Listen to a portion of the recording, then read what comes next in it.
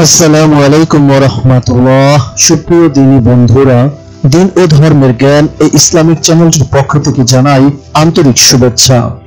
আল্লাহ তাআলা পবিত্র কোরআনের সূরা ইউনূসের ৬২ নং আয়াতে বলেছেন, আলা ইন্না আউলিয়া আল্লাহি লা খাউফুন আলাইহিম ওয়া লা হুম ইয়াহজানুন। অর্থ, সাবধান, নিশ্চয়ই আল্লাহর বন্ধুদের কোনো ভয় নেই এবং তাদের কোনো দুঃখ ভাবনাও নেই। হাদিস শরীফে এসেছে, ইন্না আউলিয়া আল্লাহু লা ইয়ামুতুন বাল ইয়ামতাকিলু মিন দারুল ফানা ইলা দারুল বাকা।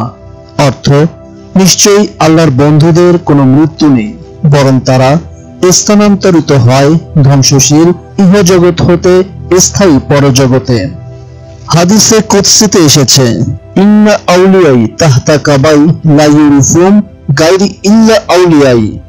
অর্থ, নিশ্চয়ই আমার বন্ধুগণ আমার জুব্বার অন্তরালে অবস্থান করেন, আমি ভিন্ন, তাদের পরিচিত সম্বন্ধে কেহই অবহিত নহে, তবে আমার অন্যান্য আউলিয়াগণ ব্যতীত।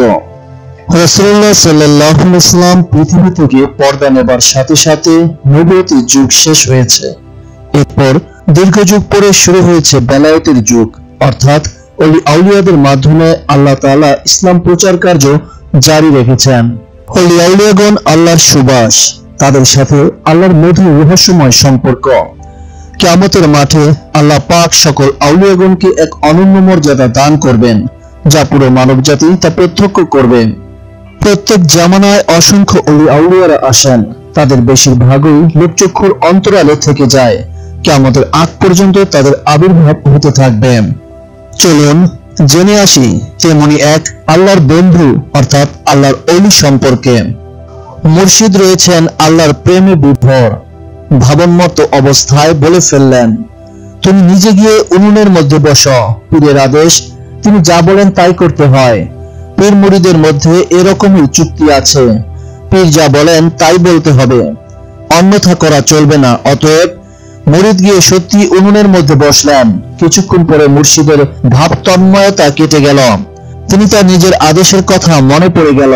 দেখা গেল সত্যি মুরিদ বসে আছেন উনুনের উপর, তবে আশ্চর্য এই যে তার একটি লোমও পড়েনি।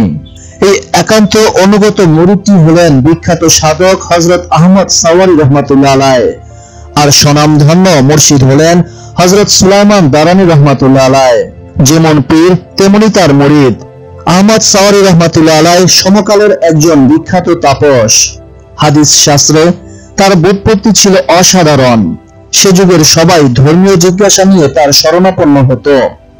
শিক্ষাগুরু সুলাইমান রহমাতুল্লাহ আলাইহি ছাড়াও প্রখ্যাত হাদিস বেত্তা সুফিয়ান ইবনে ও আইনিয়ার রহমাতুল্লাহ আলাইহির সাহচর্য আহমদ সাওয়ারি রহমাতুল্লাহ আলাইহি লাভ করেন। কথিত আছে, শিক্ষা সম্পন্ন করে তিনি যখন সিদ্ধি লাভ করেন, তখন তার পঠিত বইগুলো সব নিক্ষেপ করেন নদী গর্ভে। বলেন, এগুলো আমার জন্য এক সময় মূল্যবান দলিল ও পথপ্রদর্শক ছিল, কিন্তু এগুলোর এখন আর কোনো প্রয়োজন নেই। কেননা মুরিদ যতদিন পর্যন্ত পথের পথিক থাকেন, ততদিন পর্যন্ত তার পথ প্রদর্শকের প্রয়োজন হয়, কিন্তু গন্তব্যস্থলে উপনীত হওয়ার পর আর পথ প্রদর্শনের প্রয়োজন থাকে না। হযরত আহমদ রহমাতুল্লাহ আলাইহি এক পরমা সুন্দরীকে স্বপ্নে দেখে তাকে বললেন, হে সুন্দরী, তোমার চেহারা সত্যি দেখবার মতো। রমণী উত্তর দেন, আমার এই সৌন্দর্য আপনার উসিলায় পেয়েছি। আপনি এক রাতে কান্নাকাটি করেন, তা আপনার মনে আছে কি? সেদিন আপনার চোখ থেকে ঝরে পড়া পানি কিছুটা আমি আমার চেহারায় মাখিয়ে নিয়েছিলাম, আর এজন্যই আমি এমন লাবণ্যময়ী হয়েছি। হযরত আহমদ রহমাতুল্লাহ আলাইহি বলতেন, মানুষ যতক্ষণ না মনে প্রাণে তার কৃতকর্মের জন্য অনুতপ্ত হয়ে তওবা করে, ততক্ষণ পর্যন্ত তার তওবা কবুল হয় না।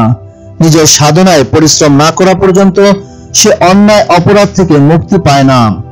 আর এই দুটি ছাড়া মনের পরিবর্তন ও উন্নতি হয় না। যখন সাধকের মনের পরিবর্তন হয়, তখন অন্তরে ত্যাগ ও সত্যনিষ্ঠার ভাব জন্মে। নির্ভরতা যখন ধীরে হয়, তখন মারিফত জ্ঞান ও উদয় হয়, আর তখন প্রেম রসের প্রকৃত আস্বাদ পাওয়া যায়।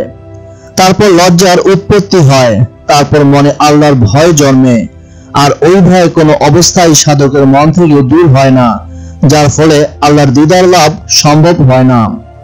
তিনি যা বলতেন, তিনি আরো বলতেন, যিনি আল্লাহ সম্বন্ধে বেশি জ্ঞান আয়ত্ত করেন তিনি সেরা জ্ঞানী, আল্লাহ পাকের রহমতের আশাই ধর্মভীরুর পোশাক। আল্লাহর সঙ্গে বিচ্ছিন্ন অবস্থায় যে সময় অতিবাহিত হয় তার দুঃখে বান্দা কাঁদে, আর এ কান্নাই সেরা কান্না। পৃথিবী একটি কসাইখানা, তা কুকুরদের সমবেত হওয়ার স্থান। পার্থিব ধন সম্পদ উপার্জনে সে সর্বদা লিপ্ত, সে কুকুরেরও অধম। কেননা কুকুরের পেট ভর্তি হলে সে কসাইখানা থেকে বিদায় নিয়ে আবাসস্থলে ফিরে যায়, আর মানুষ যতই পার্থিব উন্নতি করে ততই সেদিকে আকৃষ্ট হয়। হৃদয়ের কাঠিন্য ও আল্লাহর প্রতি উদাসীন্য অপেক্ষা কোনো নিকৃষ্ট ব্যাধি আল্লাহ মানুষকে দেননি।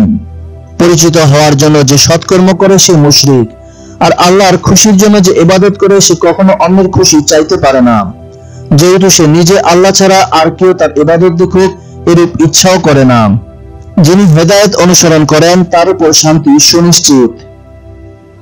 আউলিয়ারা আল্লাহর বন্ধু, তাদেরকে অসম্মান করা, অশ্রদ্ধা করা এবং তাদের সম্পর্কে খারাপ ধারণা রাখা ঈমানকে সুনিশ্চিতভাবে নষ্ট করে দেয়। আল্লাহর সাথে যাদের বন্ধুত্ব তাদের সম্পর্কে খারাপ ধারণা রাখলে মহান রবের অসন্তুষ্টি ও রোষের কোপানলে পড়তে হয়। তাই আউলিয়াদের প্রতি মহব্বত, শ্রদ্ধা, আদর, ভক্তি সহকারে সম্মান জানানো উচিত। আউলিয়াদের সম্পর্কে খারাপ ধারণা রাখা, খারাপ কথা বলা, তাদেরকে অবিশ্বাস করা কিংবা তাদেরকে ছোট করা আল্লাহর সাথে যুদ্ধ ঘোষণা করার শামিল। পক্ষান্তরে আউলিয়াদের সাথে সুসম্পর্ক রাখা, মহব্বত রাখা দুনিয়া ও আখিরাতে উভয়ের জন্যই কল্যাণকর। আল্লাহ আমাদের সবাইকে সঠিক বুঝ দান করুন, আমিন।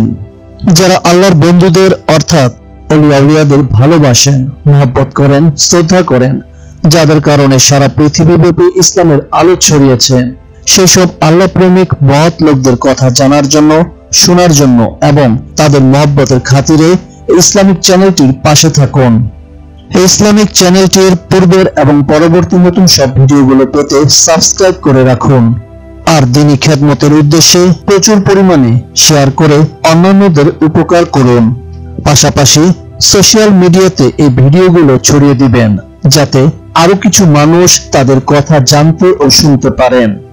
যারা দ্বীন ও ধর্মকে ভালোবাসেন, আল্লাহ এবং তার রাসূল সাল্লাল্লাহু আলাইহি ওয়াসাল্লামকে মহব্বত করেন, তারা অবশ্যই এই ইসলামিক চ্যানেলটির পাশে থাকবেন। আল্লাহ হাফেজ।